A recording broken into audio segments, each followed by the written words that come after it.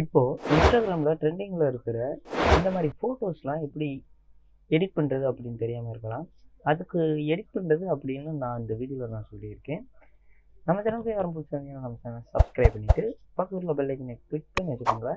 அப்போ நான் போடுற வீடியோ உங்களுக்கு நோட்டிஃபிகேஷன் வரும். வாங்க வீடியோக்குள்ளே போய் அது எப்படி பண்ணுறது, அதுக்கு என்னென்ன தேவை அப்படின்னு வாங்க நான் வீடியோக்குள்ளே சொல்லியிருக்கேன்.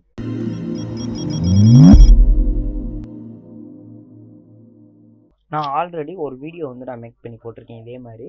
அது நீங்கள் பார்க்காம இருந்தீங்கன்னா அதோட வீடியோ நான் டிஸ்கிரிப்ஷனில் கொடுத்துருக்கேன். அதை நீங்கள் பாருங்கள். அதுக்கு முன்னாடி ஜெமினி எப்படி யூஸ் பண்ணுறது, அதில் உள்ள ப்ராப்ளம் அப்படின்னு ஒரு வீடியோ கொடுத்துருக்கு. அதையும் நீங்கள் பார்க்கலன்னா அதையும் டிஸ்கிரிப்ஷனில் கொடுக்குறேன். அதை வீடியோவை பார்த்துட்டு இந்த வீடியோ பாருங்கள். இப்போ உங்கள் மொபைலில் உள்ள க்ரோம் ப்ரௌசர் ஓப்பன் பண்ணிக்கோங்க. இல்லைன்னா நீங்கள் ப்ளே ஸ்டோரில் ஜெமினி அப்படின்னு நீங்கள் டைப் பண்ணி அந்த ஆப் இன்ஸ்டால் பண்ணிக்கோங்க.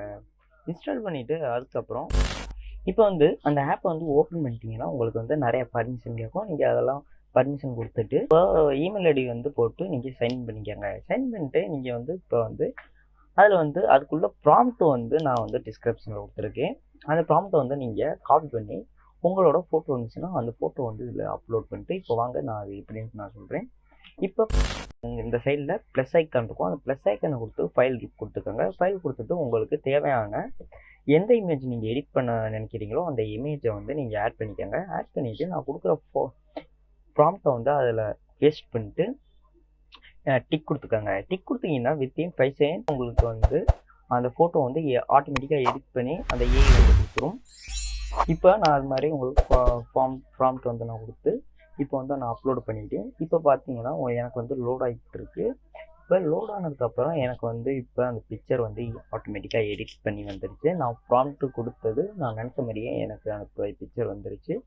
இதே மாதிரி தான் நீங்களும் இந்த ப்ராம்ப்ட் கொடுத்து ஃபோட்டோ ஆட்டோமேட்டிக்காக நம்ம எடிட் பண்ணுறது. இன்ஸ்டாகிராமில் இது மாதிரி நிறையா ரீல்ஸ் பார்த்துருப்பீங்க, போஸ்ட்டும் பார்த்துருப்பீங்க.